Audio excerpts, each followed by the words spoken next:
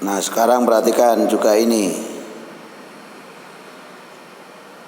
Jadi kalian harus bisa membedakan antara susunan mudhof mudhof ilaih dan na'at man'ut.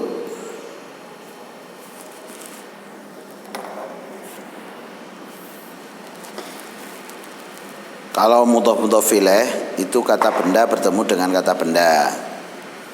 Kalau na'at man'ut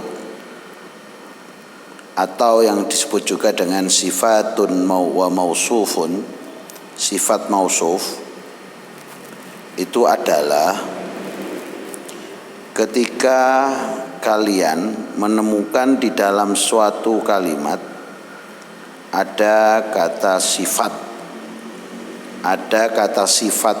Jadi yang perlu diperhatikan adalah sifat, kata sifat. Maka ketika ada kata sifat di dalam kalimat, di dalam suatu kalimat, maka ada kata yang disifati. Kata sifat itu disebut dengan na'tun atau sifatun, na'at atau sifat atau kata sifat. Sedangkan yang disifati disebut man'utun atau mausufun.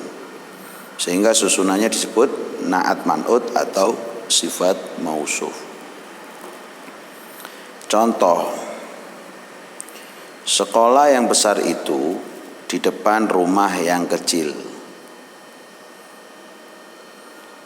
Sehingga bahasa Arabnya adalah al-madrasatul kabiratu amamal baitis saghiri.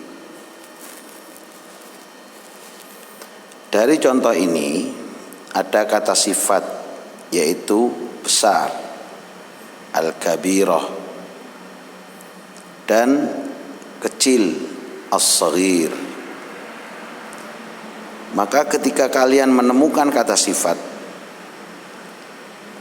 berarti ada kata yang disifati. Mana kata yang disifati? Kata yang disifati adalah kata sekolahan, al-madrasah. Nah, terus apa yang perlu dilakukan ketika ada kata sifat? Kita cari yang disifati mana. Kalau sudah ketemu, maka kata sifat harus mengikuti kata yang disifati dalam beberapa hal.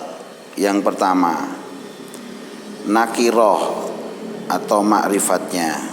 Apa yang disebut dengan nakiroh? Nakiroh itu ketika ada kata benda tidak ada alnya. Kalau ma'rifat itu kata benda yang ada alnya.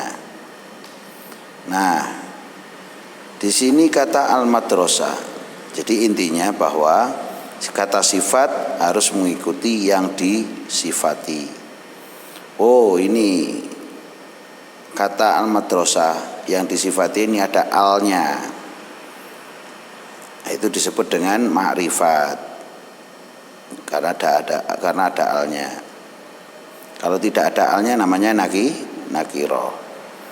Berhubung yang disifati di sini ini ada alnya, maka untuk sifatnya juga harus diberi al.